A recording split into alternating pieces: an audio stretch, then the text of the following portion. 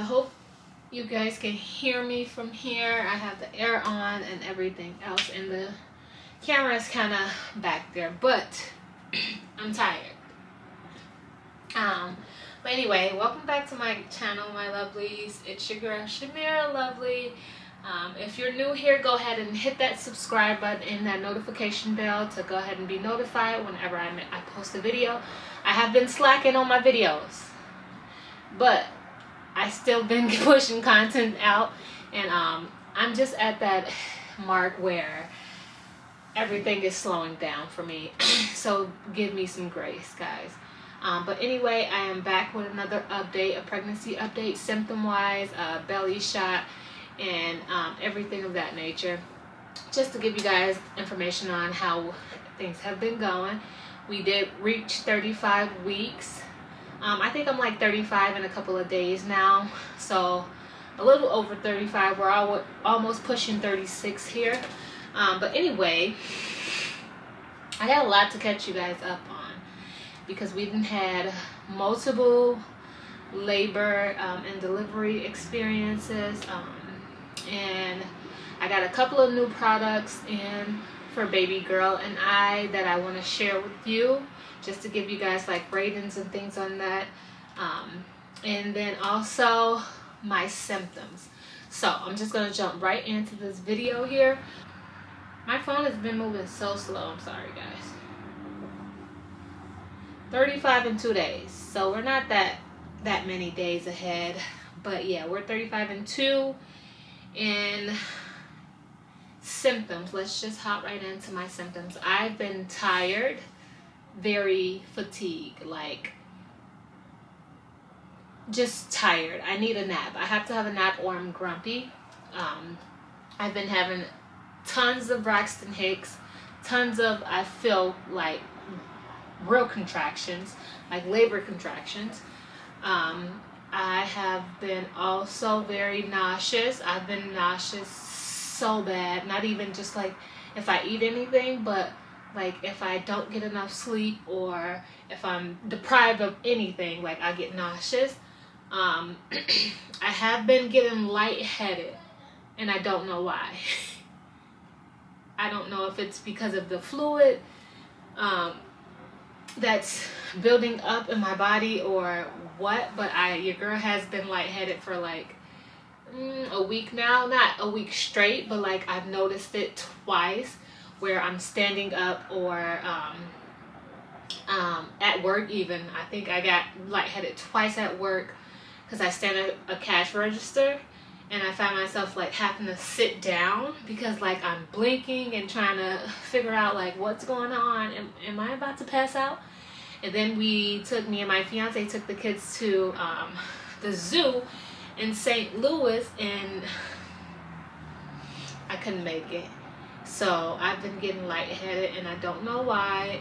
It's not scary because like I feel like every pregnancy I had lightheadedness, but I feel like back then it was coming from me not getting my vitamins in, because I was not taking my prenatals, I was not taking my iron deficient pills, and it was on me. But now this pregnancy, this time around, I'm being very more cautious in all of my vitamins, I guess. So I would say even the doctors, they just tested me recently. My levels are steady and everything is caught up.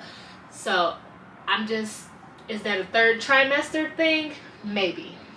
So yes, we've been lightheaded, fatigue, nauseous, Braxton Hicks out the bottom. I've also been feeling more movement. I don't know, I was taking this parenting class, and she was like they would give you homework at the end of the class that you would have to return, and then you would have like a quiz or a little test. And one of the questions was, which caught me off guard, one of the questions were in what trimester do you start feeling baby move? And I put the second, because typically at 18 weeks, for me at least, I would feel like butterflies or a little squeamish, little movement in my stomach, or at least that's how I thought I was. But no, it was wrong, and it was actually the 3rd month or the 3rd trimester where they had where you should start feeling baby move. But anyway, I said that to say I have been feeling like baby has been so active, and I'm like, why are you're scaring me active. But the crazy thing is, it's crazy because now she wants to be the most active when like I don't feel like I have any room left. So it's very uncomfortable, her movements, and it hurts. So I'm in a bad state of mind, like when she's like very active at night. It's just like, please stop. Please. I get it. Thank you for letting me know you're still in there. You're striving. You're doing great. But 10 kicks, and please just stop, because it's not kicks anymore. I don't feel like it can't even be kicks because I don't have any room. So you're like just taking your elbows and your knees and your everything else, and you're like literally squished in there, and you're just trying to sway around. Like, isn't that uncomfortable for you? Anyway, I feel like that's been one of my symptoms, like just very active. She's been very active. And I have had a little more discharge than my 2nd trimester, because the 1st trimester I had a lot too. So that came back in lightening, which is the down here in your area, the crotch is what they call it, but your pelvis. I have been feeling lightening down there, so much sharp pain and things of that nature. The last time I went to the hospital, they checked me and I was dilated to a 2, and she is head down. So she may have just moved down to the birth canal. Now, obviously, I mean, I'm having all the symptoms basically, and that's why I'm feeling all that pressure down there, but that has been one of the symptoms also, and it's very uncomfortable. Very. But yeah, I feel like that's been all of my symptoms. So lightening in the crotch, nauseous, very fatigued, more movement from baby, Braxton Hicks / contractions to me, back pain a little bit, cramping, all of the 3rd trimester things. So I've been getting it head on. Like, I don't know, maybe I'm just now realizing that these things are a thing, but I don't feel like I've noticed them in my other pregnancy when I got this far along. Well, the lightening and the crotch maybe, but all of this Braxton Hicks, I feel like I never felt a Braxton Hicks up until now. Like, why is my stomach so tight? So yeah. And I'm like 2 weeks ago, I think she dropped because like I was complaining to my doctor that I can't eat at night. Like, I wouldn't have a 3rd meal in a day because I couldn't breathe. Like, she was up here. Like, I would just take a little bit of anything, and like I felt like she was all the way up here, caved in my chest and on my ribs, and I was just like so disgustingly full off of a bite of a cracker or a drink of water or anything. So I feel like I know she dropped because I don't have that sensation anymore, which is great. Oh my god, that's the most disgusting feeling I've ever felt in my life. So yeah, that's pretty much it symptom wise. I'm gonna really quickly give you guys a baby bump because I feel like I never do it anymore in these videos. But I'll give you one. I feel like you guys see me in my shorts so much that I know she looks high, but she had to drop. I feel so much relief now. But that's this side. This is the front. And this is the other side. I can't pull it up because this is a dress, so you do the math. But yeah, guys, that's pretty much it on symptom update and belly update. Now, let's get down to the nitty gritty. I've been to the hospital twice now for labor scare. My first time going in, that's when they checked me. I was at a 1 dilation, and they hooked me up, and I was having contractions, so they gave me something to slow them down, and they also gave me something to mature the baby's lungs. I believe it was steroids. Don't quote me on that. I don't know.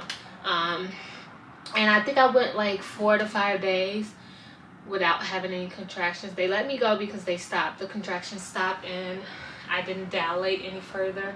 So they let me go home.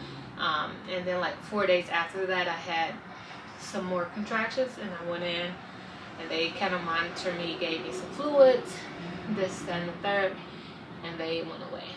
So we did have those 2 scares. I'm not going back to the hospital until I know like, oh, this is it. I refuse to go back to the hospital. Why? Because like, I feel like, for one, I've been seeing all these videos on TikTok where it's like, it's a time crunch. Once you go to the hospital, it's a time crunch. Like, you're on their time. They want to get you to attend quicker so they can get someone else in this room. It's a money thing, basically. So I feel like I'm going to be rushed when I am in labor, so I want to labor at home. I want to at least go to the hospital being 6 to 7 centimeters, where, you know, it can go fast, or, you know, it can't be that process that they want. I don't want to be in the hospital and then all these doctors are in my faces, or all these nurses are in my faces telling me, oh, you're not dilating quick enough, we're going to give you this, we're going to give you that, we're going to try this. No. So this time around, I am going to labor at home. I'm going to just ride the contractions out, and I feel like it's beneficial anyway because my fiance has to drive an hour and a couple minutes to get here. So I have to wait for him to come anyway, which it works for us. But yeah, I'm not going back to the hospital until I know, like, oh, I feel the baby head. I have the urge to push type kind of thing. Because I live like 7 minutes away from the hospital. So yeah, we did have those scares. I did get everything packed in the car, so everything is set up. I did get her swing up the other day. This swing, let's talk about that. I for sure got the wrong for mom swing. This swing is so low, I feel like it's on the ground.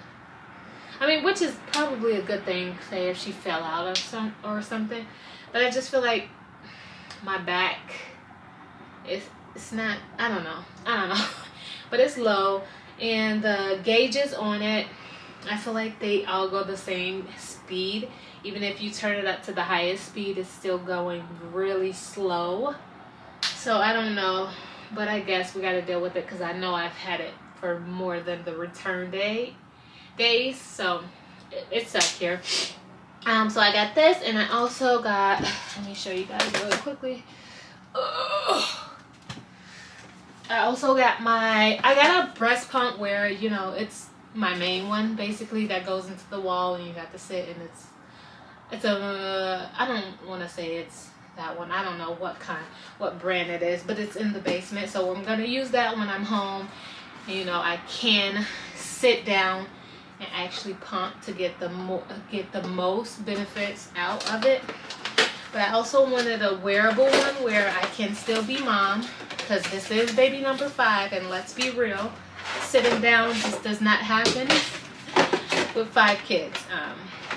But anyway, I got this hand-free breast pump, and I don't even know the brand of this. It doesn't say. It says wearable breast pump. It doesn't say a brand, but I did get it from Amazon, and it was not costly at all. I think we paid $150 for it. But anyway, let me come up and show you guys. They gave you a little. Now I did have a wearable one my last child, and I fell in love with it. That's why I wanted it again. I lost it in storage moving. But they have a cover for this, so this can stay sterilized, which I am impressed with. So I can travel with this in the diaper bag. But anyway, nipple goes right in there, boob on the outside of here. The milk goes to the bottom. It collects in there. And then these are the little key functions. You hold the on button and it comes right on. It's good noise wise. Say if baby was sleeping and I wanted to start it up. Well, this is mode 1, the fast mode. This is mode 2. And this would be 3.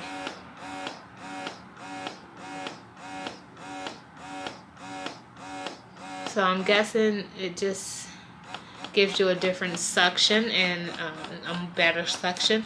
It's an M on here. I don't know what this does. I guess mode. Oh, you can slow it down with that one.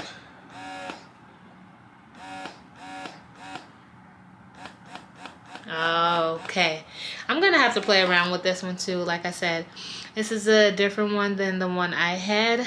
So, but anyway, yeah, we got these.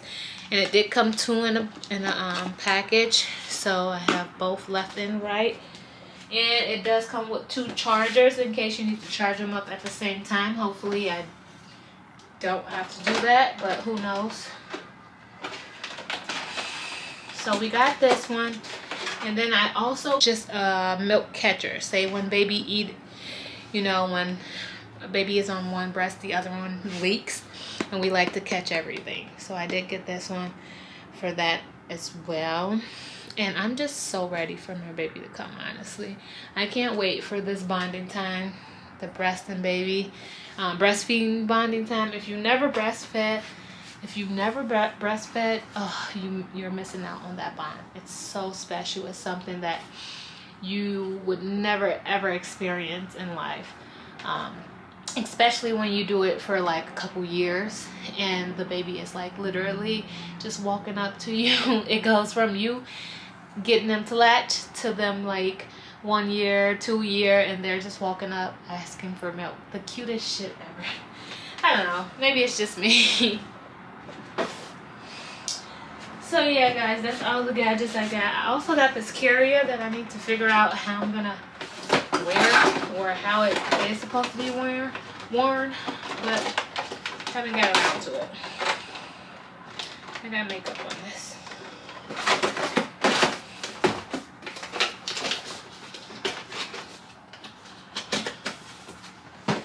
And I also got her sheets washed and her little boppy out and in there. Her first come home outfit is also in her bed and ready. I did rearrange her changing table.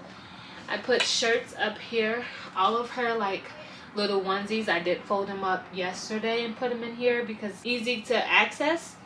So when I change her, say she have a blowout or she pissed on something, I can grab a shirt, onesie from here and then go about today. And then socks, bibs, and Pampers, because we know that I'm doing the cloth diapers, are still up here. And at the bottom is just like receiving blankets now. So yeah, we got that ready. And I feel like I'm ready. We need a wipe warmer, which my manager and my co-workers are getting me gifts. And I did tell them that that's something we need. So hopefully, fingers crossed, that we do get that as a gift. But I think Dad is going to get it before anyone else because he was talking about it last week. But outside of that, we're ready. We're at 35 mark. We just got to make it to 37 where the lungs are developed and she can come any day. I'll be fine with that. I'll be fine with her coming any day. I mean, honestly, no, I'm not going to say that. Just come on down. No. I got to go to work. But no, yeah. And on a different note, I was thinking about staying at home for a year with her, but I'm so scared of postpartum depression that I don't think mentally I can. But I do not want her in daycare. And me and Dad was talking about how he's gonna work. I'm gonna work the morning shift. He can work mid shift or night shift for a year. I mean, I'm gonna have 12 weeks out with her, which is not enough. But like, if I was to stay home full time with her and maybe I can find an at-home job, but even then I feel like it would be stressful. Like, I wouldn't get out much, and all of my life would be pertaining to the baby, and I wouldn't have an outside life. And I'm scared. I'm terrified of the thought of that, because I don't want my parenting. I don't want that to lean on my parenting skills. When it comes to the kids, I'm going to be more grumpy, more annoyed easily, and it's just like, is it really honestly worth it? I don't think so. Not with 5 kids. I don't want to put them through that.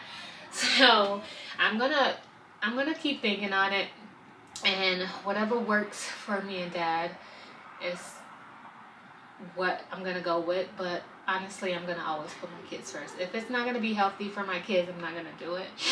But I am thinking about it because I want to spend the whole first year of my baby's life with her and being very present and experiencing every milestone, and I don't want to miss anything. So it's kind of hard. It's compromised also because I don't want to be selfish to myself and just put them first, when I know it's not going to be mentally healthy for me. And I'm going to talk about it with my therapist and see if she can give me any insight on it also. But I'm thinking about it. I'm not thinking hard, because I know I had postpartum with my first kid and it was terrible. It was insane. Like, how could you treat someone that you just birthed like that? I don't want to do it. So if I can find a healthy, successful way to stay at home for the first year, I am absolutely going to do it, and she will absolutely stay home with me.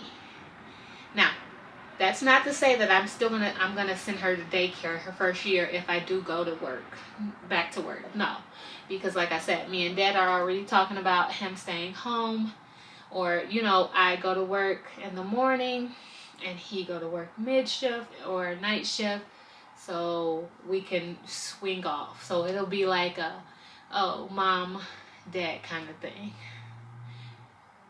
keeping wise. So she'll still be able to be home for her first year. It's just that I won't be as present because I'll be working. But yeah, that's pretty much it, guys. I don't know. Anything else I want to update you guys on? Not really. Did I tell you guys that she was measuring in big like a couple weeks ago? So we do have a ultrasound coming up pretty soon here, and if she's still measuring big, they will give me a C-section. Simple as that. We're going to schedule a C-section day, which I think they said would be the day that I come in, because it'll be time anyway. And they're just going to cut her out. Get her out! But hopefully that's not the case, because I do love the experience of vaginal, just because it's, I don't know, I'm used to it. I guess I've never had a C-section, so I'm unfamiliar with it. It is kind of scary to think about because I've never had it, but it is what it is. Whatever is most healthiest for the baby and me. So yeah, that's pretty much it, guys. I'll be back at 40 weeks. Hopefully not. Hopefully we don't make it to 40 weeks, but this is the 35-week update, baby bump and symptoms. I hope you guys enjoyed this little video. And like I said, if you're new here, please hit your subscribe button, because I'm going to be coming out with more content here. It's not going to be family content. And when I have my baby, you guys probably won't see her, okay? I'm just going to give you a heads up. I don't want to exploit my kids for money, and I've said that in a video prior to this. So they're not going to be the face of my YouTube channel, but you will see them here and there. But yeah, go ahead and subscribe if you're into this kind of content. I mean, it's coming to an end shortly here, so it'll be a little bit different, but I'll still be here, and I still give the vibes. Hit that notification bell so you can be notified every time I post a video, because don't miss these videos that's coming up. And yeah, I'll see you guys in the next video. Always and forever, tell a friend that knows a friend about Shamira, and let's come and grow. And I'll see you guys in the next one. Bye.